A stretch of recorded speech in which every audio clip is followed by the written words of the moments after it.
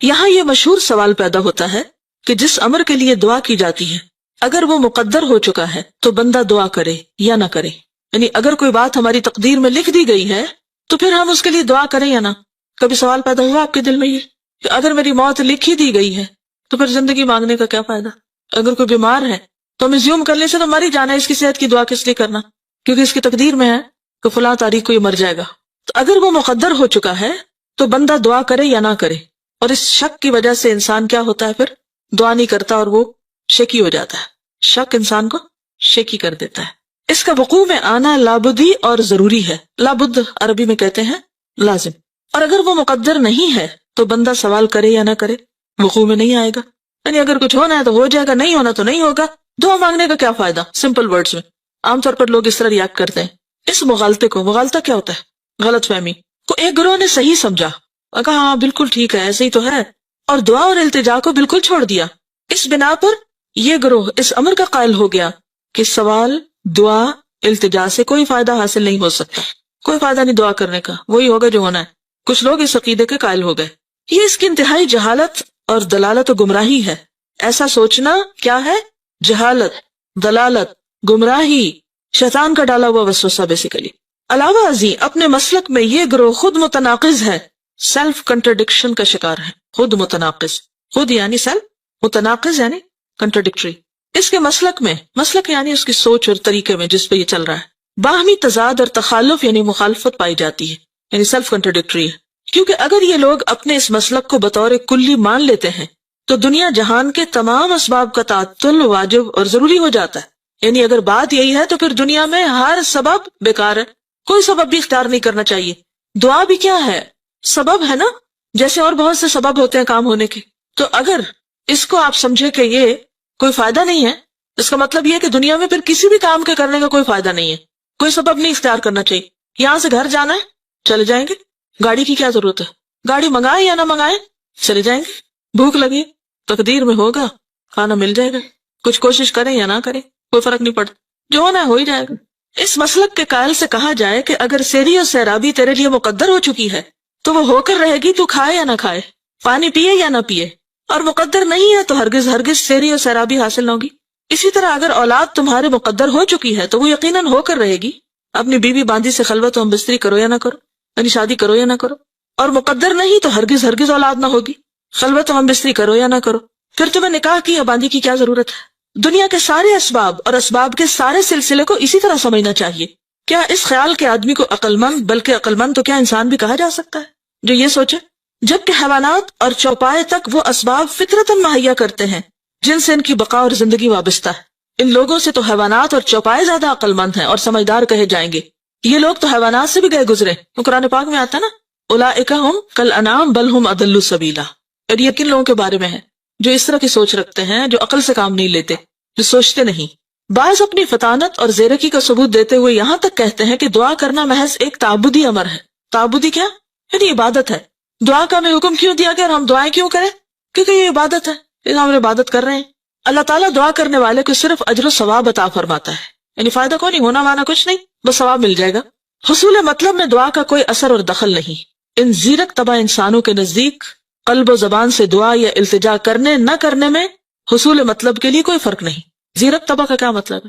یعنی بڑے سمجھدار، ہوشیار ہیں، ویری اسمارٹ، یعنی اپنے آپ کو بڑا عقل مند سمجھتے ہیں، تو انہوں نے یہ فلسفہ ایجاد کر رکھا ہے. ایک گروہ جو اس سے زیادہ زیرکی اور دانائی کا مدعی ہے، یعنی ایک ان سے بھی آگے ہے، کہتا ہے کہ حصول مطلب و مدعا اور قضاء حاجت کے بارے میں دعا ایک علامت اور نشانی کا حکم رکھتی ہے. اس سے جسٹ سمبل، یعنی دعا کی ریالٹی کچھ نہیں، ایک سمبولک چیز ہے. کسی بندے کو دعا کی توفیق میسر آئی تو یہ اس کی حاجت روائی اور حصول مدعا کی علامت ہے.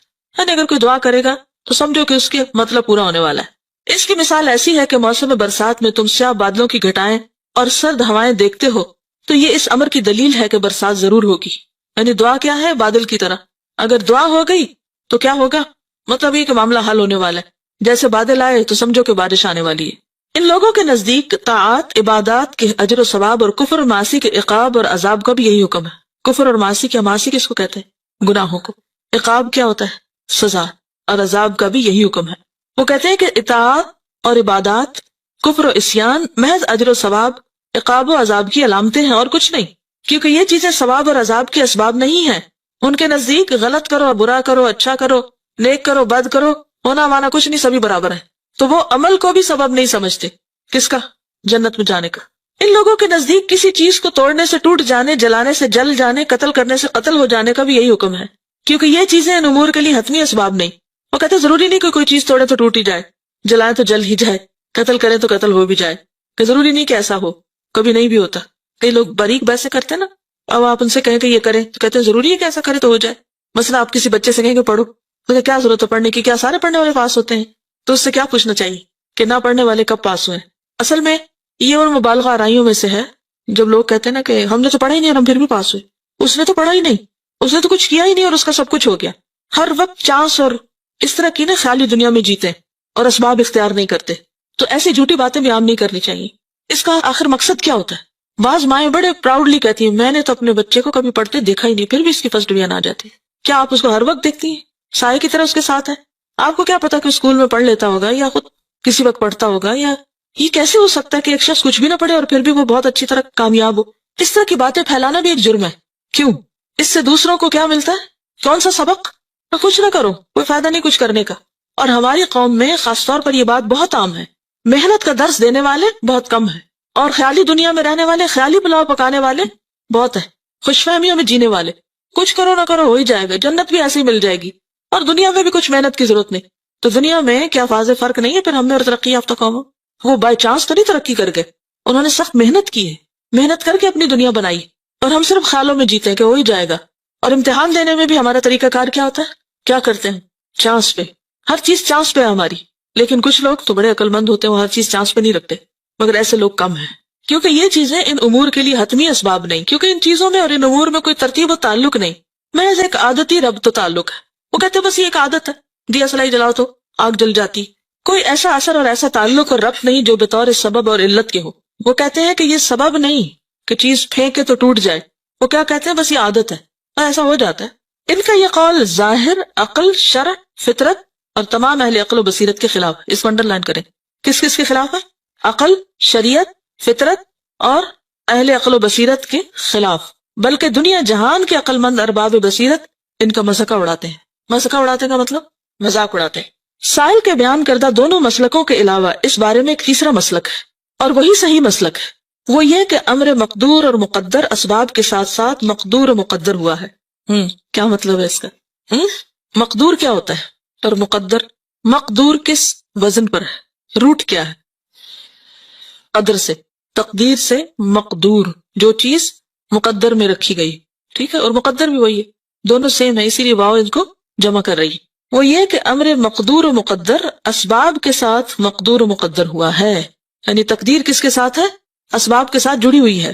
یہ بات سمجھ آئی ہے کہ نہیں آئی؟ جس کو نہیں آئی وہ ہاتھ کھڑا کر کے پوچھ لے اور میں اسے شاباش دوں گی. اسٹیٹمنٹ کی سمجھ نہیں آ رہی.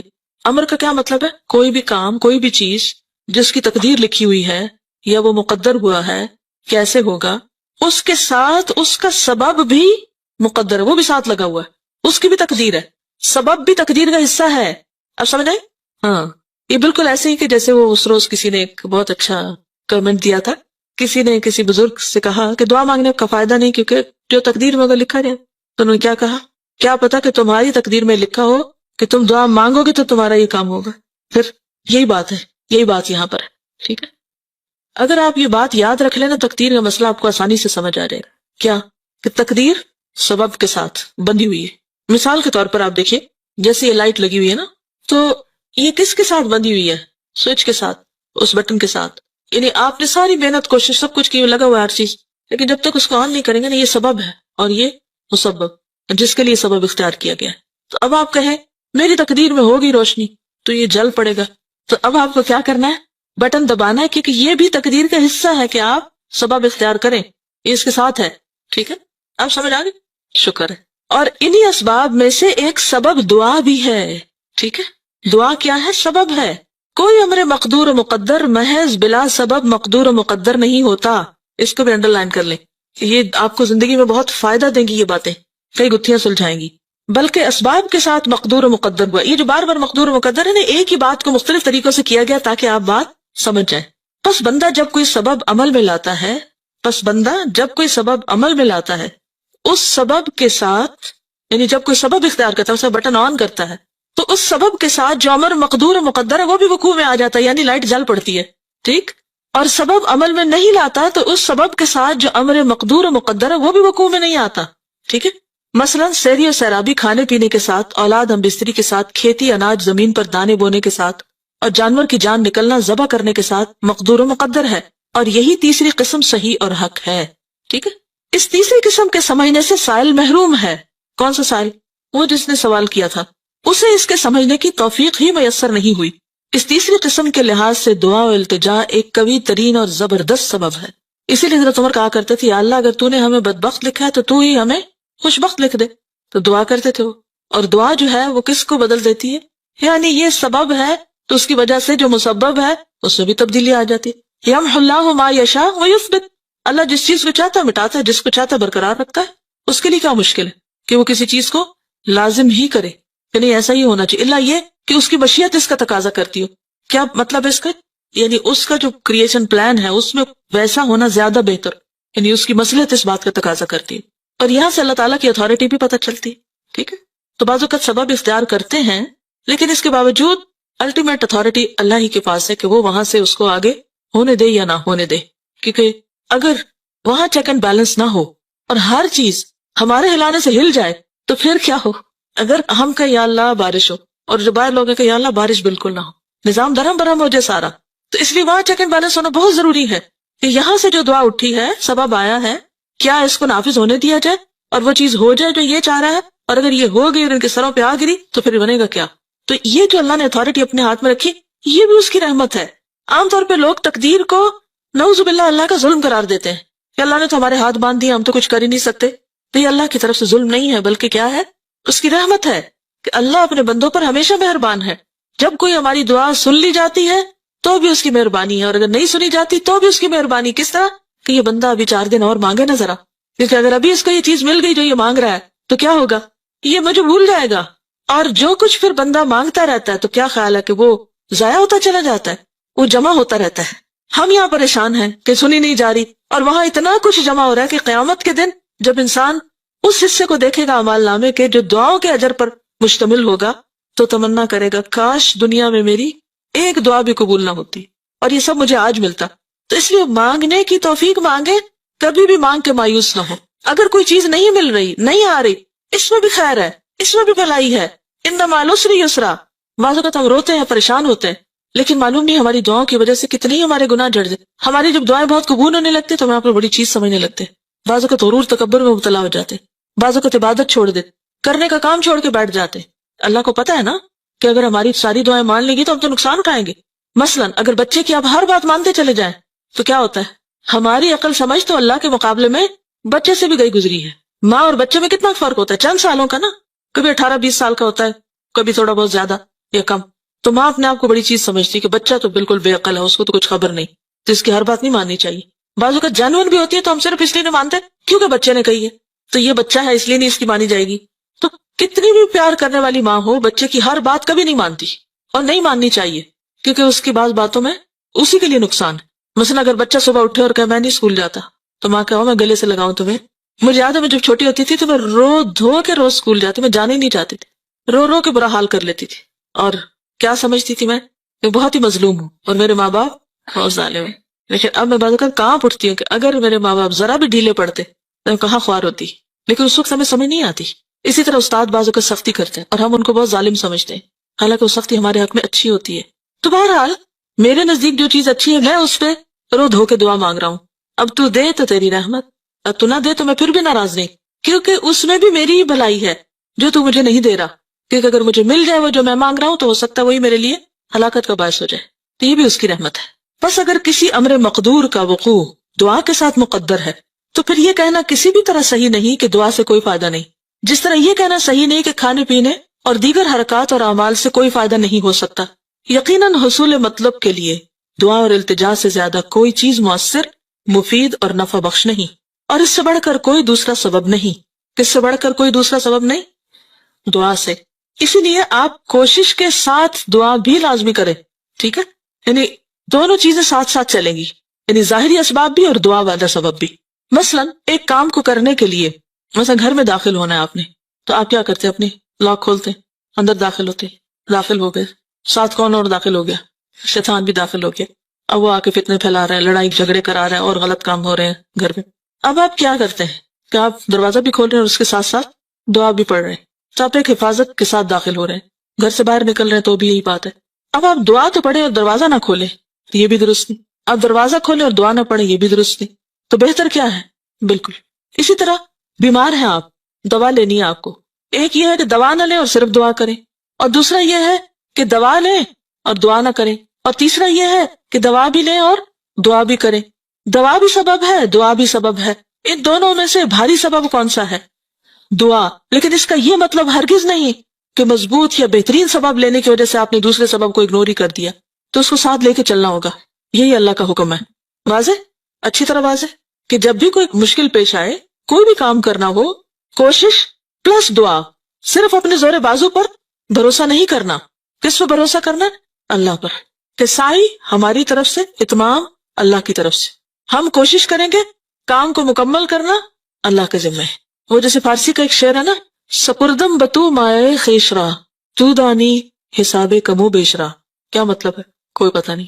سپردم بتو، میں سپرد کرتا ہوں تیرے، مائے خیشرا، اپنی حقیر کوشش، تو دانی، تو جانتا ہے، حساب کمو بیشرا، کمی بیشی کا حساب تو جانتا ہے. یعنی مجھے جتنی سمجھ تھی میں نے کام کر دیا، اب یا اللہ تو اس کو پار چڑھا.